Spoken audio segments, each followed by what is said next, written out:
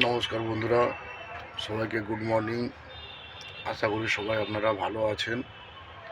তো আমি খুব একটা আজকে ভালো নেই, কেন আমাকে দেখেই বুঝতে পারছেন যে আমার শরীরের অবস্থা খুব ফাইল আছে।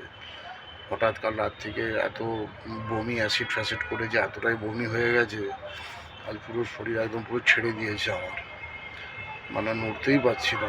সারাদিন আজ সকাল থেকে কাজেই নামতে পারিনি একদম, এতটাই শরীর খারাপ। পুরো মাথা মাথা ঘুরছে আর শরীর ফরীর পুরো টাল বেটাল হচ্ছে একদম।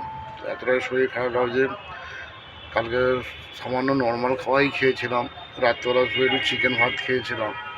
তো জানি না সেই থেকে হলো না গরমের জন্য হলো, বুঝতে পারি না। রাত্রি তখন 3:30 বাজে, এত হঠাৎ অ্যাসিড ফ্যাসিড করে দিয়ে বমি হলো, প্রায় 4বার বমি হয়ে গেছে এই পর্যন্ত।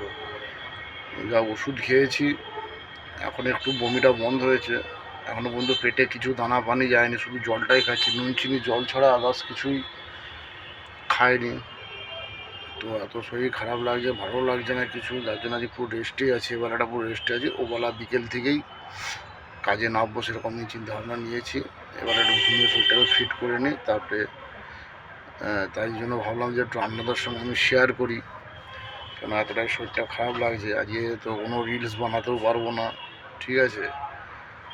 যাই হোক, কী করবো না, একটু শুয়ে পড়ি।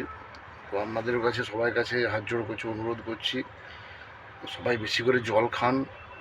উল্টোপাল্টা জিনিস সবাই কেউ খাবেন না, কেন যা গরম পড়েছে, খুব প্রয়োজন ছাড়া কেউ বাইরে বেরোবেন না, ঠিক আছে। সবাই ভালো থাকুন, সুস্থ থাকুন, এটাই আমি ঠাকুরের কাছে প্রার্থনা করি।